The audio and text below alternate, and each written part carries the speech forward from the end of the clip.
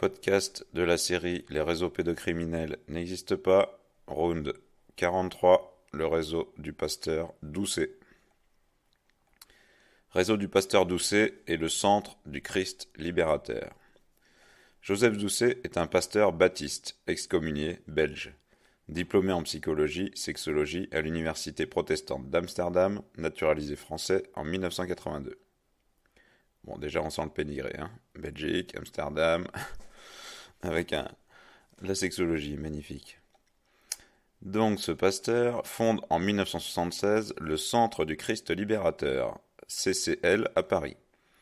Le CCL est un membre fondateur de l'IPCE, l'International Pedophile and Child Emancipation Organization, donc en fait la Fédération internationale des associations pro-pédophilie. Cette fédération était basée en Hollande, créée dans les années 90 et dissoute officiellement en 2011. C'est l'association qui avait pignon sur rue, qui était légale à l'époque, qui s'appelait Martinge, hollandaise, qui avait pu donc rassembler tous ces gens de différents pays, notamment le PIE et puis d'autres, des groupes allemands, etc. Vous retrouve ici la Hollande avec sa présupposée liberté de mœurs, liberté individuelle, liberté en tous sens, donc qu'on peut constater dans d'autres domaines comme les drogues, mais qui en fait est une plaque tournante de la pédopornographie, etc., et qui sous couvert de liberté en fait va beaucoup plus loin que ça. Reprenons, donc le CCL se voulait être un espace d'accueil et de parole pour les croyants appartenant aux minorités sexuelles, homosexuelles, transsexuelles, sadomasochistes et même pédophiles.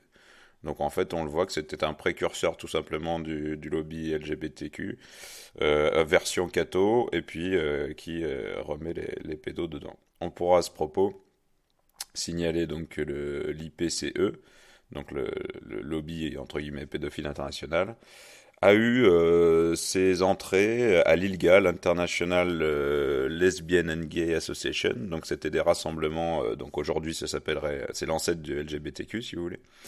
Et en fait, jusque dans les années 90, eh bien, il y avait des ateliers sur la pédophilie, on pouvait parler de ça, le IPCE tenait des stands, etc.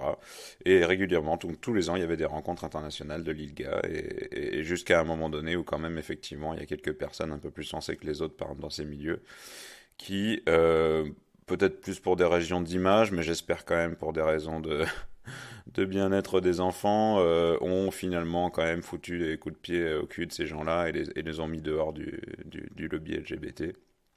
Mais effectivement, il y a toujours eu des interconnexions, il y a toujours eu... et encore aujourd'hui, on va dire que pour dire les choses, il y a du ménage à faire. Il y a du ménage à faire, il y a beaucoup de pédophiles, notamment boy lovers, qui se cachent dans ces milieux, qui cachent leur pédophilie derrière leur homosexualité, et qui vont dans les procès par exemple dire que c'est un complot par rapport à leur homosexualité, etc., qui vont se faire passer pour des victimes et qui instrumentalisent leur homosexualité pour défendre, pour cacher plutôt leur pédophilie. Passons et reprenons. Donc selon le livre de Bernard Violet, Mort d'un pasteur, Joseph Doucet fréquentait des patrons de revues pédophiles. Il était, selon son compagnon, surveillé par la sous-direction des renseignements généraux de la préfecture de la police de Paris, RGPP. Enlevé le 19 juillet 90, il est retrouvé mort dans la forêt de Rambouillet le 24 octobre de la même année.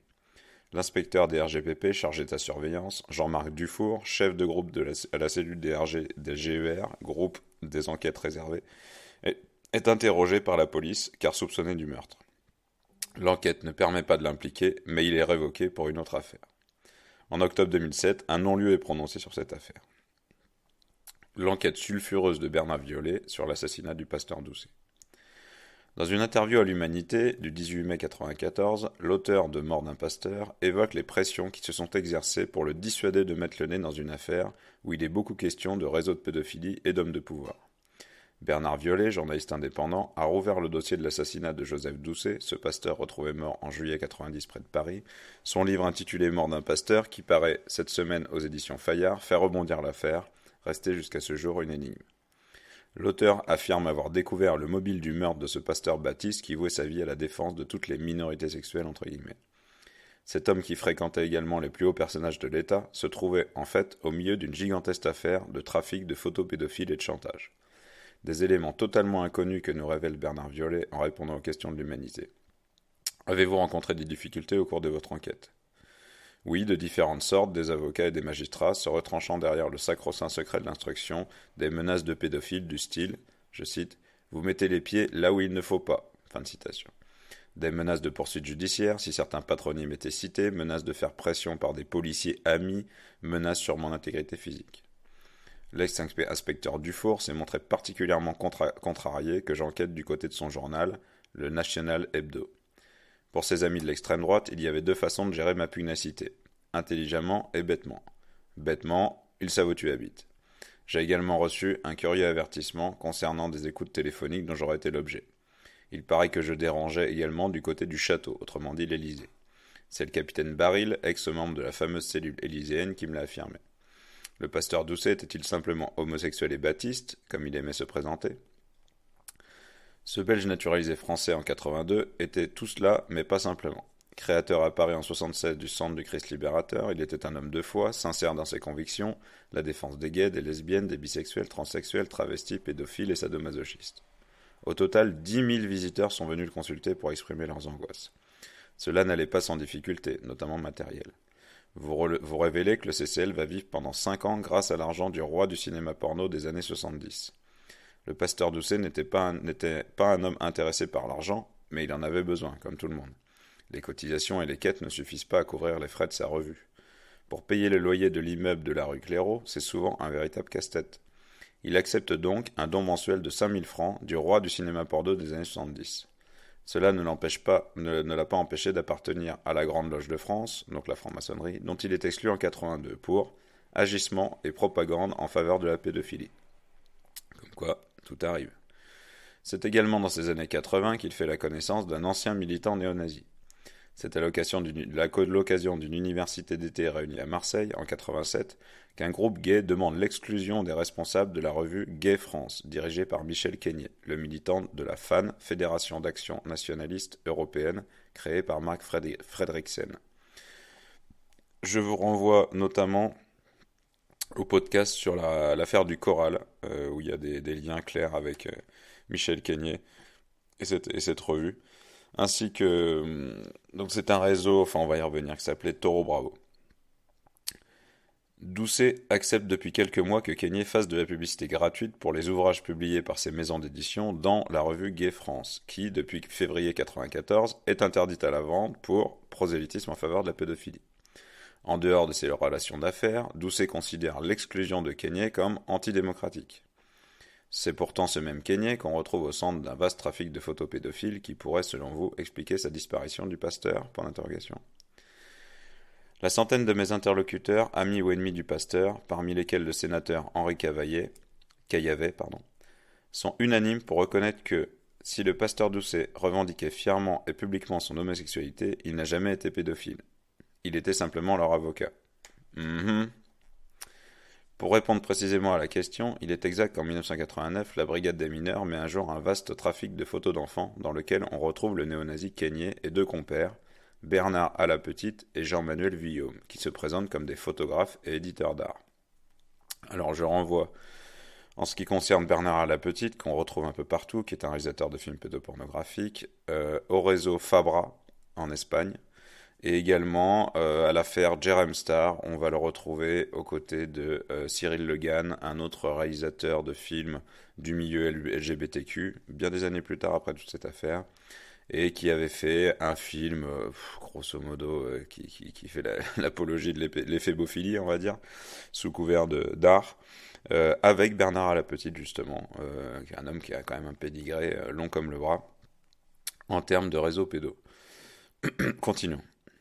Parmi les inculpés, donc des éducateurs, des animateurs de colonies de vacances, des hauts fonctionnaires et même un prêtre, qui est Nicolas Glencross, curé depuis 1948 d'une petite paroisse de la Nièvre, Saint-Légy-les-Vignes, dans la région où chacun sait que la porte du presbytère qu'il a fait construire, route de la Machine, reste toujours ouverte. Alors je vous renvoie directement au podcast sur les réseaux de Lyon, les réseaux des disparus de Lyon et Émile Louis, puisqu'il y a clairement des liens avec les réseaux de la Nièvre, enfin entre guillemets le réseau de la Nièvre qui a été fondé autour de Nicolas Glencross, où on a vu Védrine séjourner à une époque, des liens avec François Mitterrand, et également avec le pasteur Doucet. Donc revenons à notre histoire. Donc il avait un presbytère où la porte était toujours ouverte. Certes, on y voit souvent de nombreux jeunes gens et jeunes filles, mais on ne saurait penser à mal. Son hobby, le dessin. Je cite: J'ai un crayon dans les yeux, j'aime capter ce qui est fugitif, dira-t-il au juge d'instruction, Catherine Scholastique. Fin de citation. Sauf que chaque année, il ramène des enfants de ses voyages en Inde, au Pérou, au Sri Lanka. Et bref, il réalise entre 20 000 et 30 000 photos d'enfants en l'espace de 40 ans. Les garçons sont le plus souvent retrouvés nus et dans des poses académiques ou suggestives. Les mineurs recevaient 50 francs par séance. Écroué à Fresnes en 90, à 77 ans, il finit par mourir en décembre 91. Quel rapport faites-vous entre le curé Glenn Cross et la disparition du pasteur Doucet ? Mon livre met au jour de nombreuses convergences. Je me retrouve devant deux hypothèses. La première, on a voulu faire parler le pasteur Doucet qui connaissait Glenn Cross. L'inspecteur Dufour apprend par Quénier qu'il connaît indirectement qu'une personnalité proche du pouvoir socialiste serait plus ou moins impliquée dans une énorme affaire de pédophilie. Le 19 juillet, le policier se présente en compagnie d'un complice au domicile du pasteur. Au cours des heures qui suivent, il essaie de convaincre son otage de lui confier le nom de la personnalité en question. Le pasteur refuse, l'inspecteur s'énerve, brutalise le pasteur, qui succombe. Donc ça, c'est la première hypothèse. La seconde hypothèse, on a voulu faire taire le pasteur pour que l'affaire Glenn Cross ne soit pas rendue publique. Car apparaissaient alors les noms, comme celui donc d'Hubert Védrine, ancien porte-parole de l'Élysée, qui, pour pouvoir se présenter aux élections municipales, s'était fait domicilier chez le père Nicolas Glenn Cross, sur l'entremise de François Mitterrand. Donc François Mitterrand, je vous rappelle, qui est originaire de la Nièvre, de Château-Chinon. On réduit donc Doucet au silence, tout en s'arrangeant pour faire porter le chapeau à Dufour. Voilà, donc ça c'était l'interview de l'Humanité avec les différentes hypothèses à laquelle il était arrivé. On peut, à titre personnel, quand on voit l'intrication du CCL avec l'IPCE, etc., et qu'on connaît les activités des membres de cet IPCE, la version le pasteur Doucet est un simple défenseur des pédophiles, il n'a jamais touché d'enfants, et quand on voit tous les gens qui gravitent autour de lui, bon, ça ne tient pas une seconde en place, évidemment, comme dans d'autres affaires. C'était donc un réseau pédoporno qui était maquillé, on va dire, dans une sorte d'association, de protection à la fois de l'enfance plutôt ou des minorités, enfin bref. Continuons. D'autres personnes gravitant autour de Joseph Doucet. Pour diffuser leurs idées au sein de la minorité homosexuelle, les extrémistes y ont placé des relais et ont retourné des leaders établis. Les personnalités que nous présentons ci-dessous ont en commun de disposer d'une image de marque positive, souvent fortement ancrée à gauche, en vertu du dévouement à la chose publique dont ils ont pu faire preuve. Néanmoins, ils ont également en commun d'avoir facilité l'implantation de l'extrême droite dans la minorité homosexuelle et d'en avoir banalisé certains discours, assimilés à de simples opinions. Les adhérents des associations dans lesquelles ils militaient ne sauraient être tenus pour solidaires de leur prise de position alors qu'ils ont souvent été victimes de leur naïveté.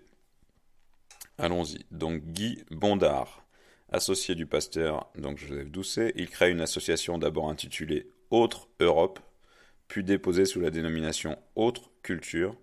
Exploitant sous ce nom une librairie, il assura la diffusion en magasin et par correspondance des revues et publications de Michel Quénier dans le milieu gay, donc des revues pédoporno. Il est aujourd'hui employé d'une agence de voyage, Amsterdam. Claude Courouve, docteur de 3e cycle en philosophie, psychopédagogue, auteur de divers ouvrages sur l'histoire et le vocabulaire de l'homosexualité, collaborateur de l'Encyclopædia Universalis, rédacteur prolixe et régulier de Gay France Magazine, il a fourni la caution érudite aux théories élitistes de GFM.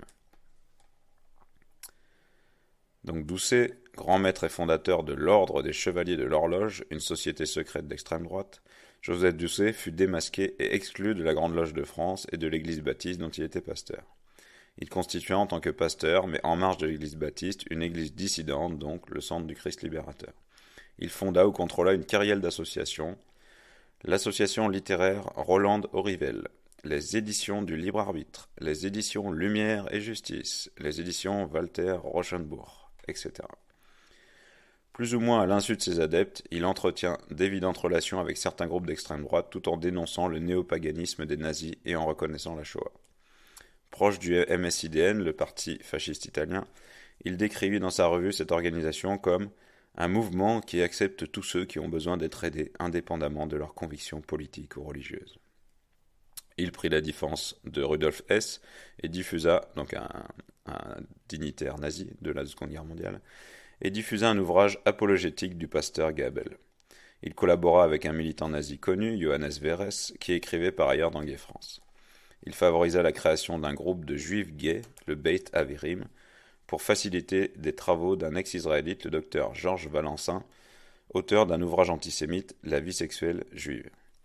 Il géra le fichier des abonnements de Gay France Magazine et il fut assassiné donc mystérieusement en 90.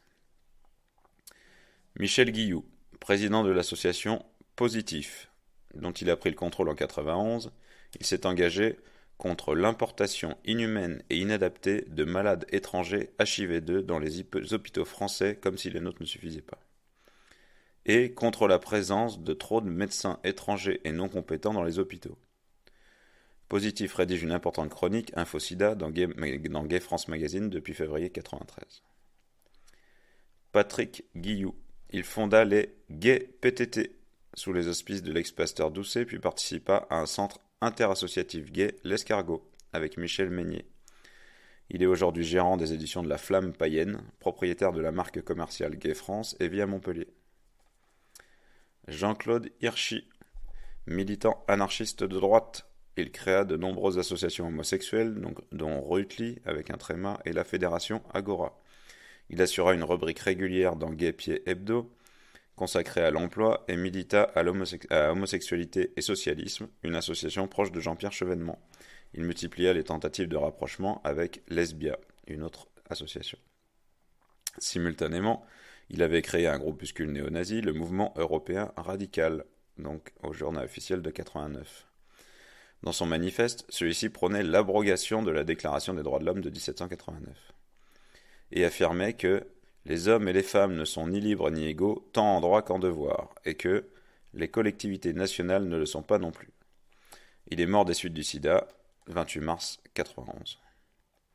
Alain Leroy, surnommé Jeanne d'Arc, il collabora occasionnellement à Gay France Magazine tout en participant au centre interassociatif L'Escargot, avec Patrick Guilloux et Michel Meignet, puis à l'association des juristes gays, donc déclaré au journal officiel en 86, et à la RHIF avec la RIF avec Vincent Legray. Il est mort des suites d'un sida 29 mai 91. Vincent Legray, fondateur et président donc de la RIF, donc c'est la rencontre des homosexualités en Île-de-France, journal officiel de 81, et des juristes gays, président d'honneur du collectif pour le contrat d'union civile. Donc contrat d'union civile, c'est évidemment ce qui est devenu le Pacs, puis le mariage pour tous. Il prit publiquement la défense successive de Michel Keignet et de Joseph Doucet. Il revendiqua l'exclusion des sidéens des sidatoriums et l'emploi du mot sidaï pour les désigner. Il est lui-même mort des suites d'un sida le 18 mai 92. On notera que toutes les personnes citées sont de sexe masculin. Il semble que Michel Keignet et ses amis aient totalement échoué, mais ont-ils véritablement essayé dans leur tentative de contrôle des organisations lesbiennes ? Donc en conclusion de ces deux entretiens, du livre et puis de l'humanité et puis d'un autre article là, qui ont été mis bout à bout, on peut quand même donc signaler que souvent on va avoir des gens qui vont dire ah oui mais la pédophilie c'est un truc de gauche, c'est les mairies de gauche, le PS machin, c'est l'extrême gauche, c'est les LGBT tout ça. Alors, c'est vrai qu'effectivement, on a des affaires où on va avoir, par exemple, à Montreuil, une mairie communiste qui va couvrir, donc je vous renvoie à l'affaire de Montreuil.